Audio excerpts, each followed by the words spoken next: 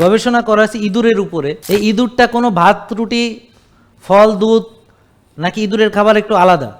ইঁদুর কি মাংস তেল খায় নাকি গ্রেন খায়? গ্রেন খায়।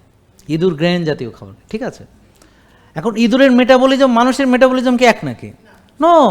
আর এখানে হাই ডোজে ইউরিক অ্যাসিড দিয়ে দিলে ইঁদুরের, তার তো হার্টে প্রবলেম হতেই পারে।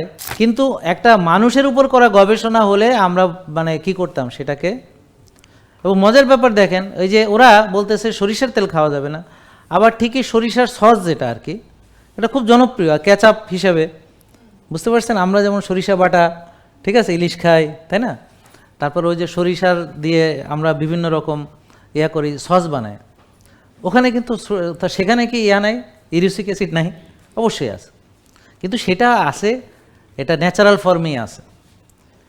একথা সত্য যে সরিষার তেল বেশি খাওয়া যাবে না, আর একথা সত্য কোনো তেলই বেশি খাওয়া যাবে না, এবং একথা সত্য কোনো খাবারই বেশি খাওয়া যাবে না।